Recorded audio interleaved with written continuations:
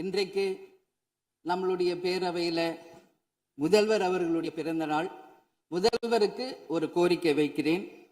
இங்கு நான் சட்டமன்றத்திற்கு வந்த நாட்களிலிருந்து அவை பணியாளர்கள் எல்லாருக்கும் இது மாதிரி ஒரு டம்ளர்ல ஒவ்வொரு இடமா போய் தண்ணி கொடுத்துக்கிட்டு இருக்காங்க.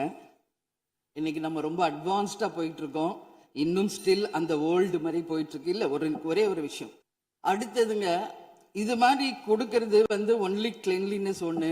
அவை பணியாளர்களுக்கு நிறைய வேலை இருக்கு. ஒவ்வொரு டேபிளா அவங்க தவழ்ந்து கொடுக்கறது நமக்கே பார்க்கறதுக்கு ஒரு மாதிரி இருக்கு. ஸோ சிஎம்க்கு ஒரு ரெக்வெஸ்ட், பெட் பாட்டில்ஸ்ல ஒவ்வொரு டேபிள்லயுமே பாட்டில்ஸ் நீங்க குடி தண்ணீர் வச்சிடலாம்.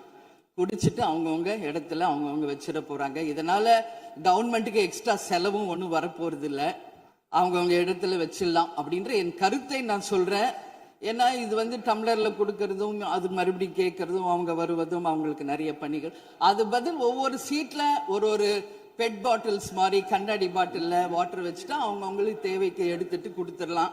ஸோ இது பிறந்த நாள்ல முதலமைச்சருக்கு ஒரு கோரிக்கை வைக்கிறேன்.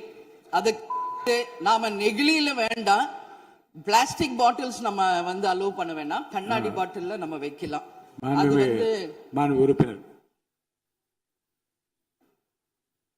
மாண்புமிகு பேரவைத் தலைவர் அவர்களே, அந்நியார் அவர்கள் ஒரு நல்ல கருத்தை இங்கே சொல்லியிருக்கிறார்கள். அந்த கருத்து ஏற்புடையது அல்ல என்பதை நான் தெரிவித்துக் கொள்ள கடமைப்பட்டிருக்கிறேன். என்ற கோபம் வந்தால் தண்ணி பள்ளி கொண்டிருக்க வாய்ப்பு இருக்கிறது.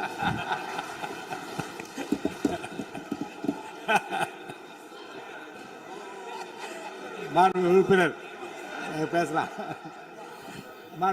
இப்போ தண்ணி பாட்டில் தான் வீசணும்னு கிடையாது, டம்ளர்ல கூட வீசி அடிக்கலாம். உறுப்பினர் ஒரு நிமிஷம்.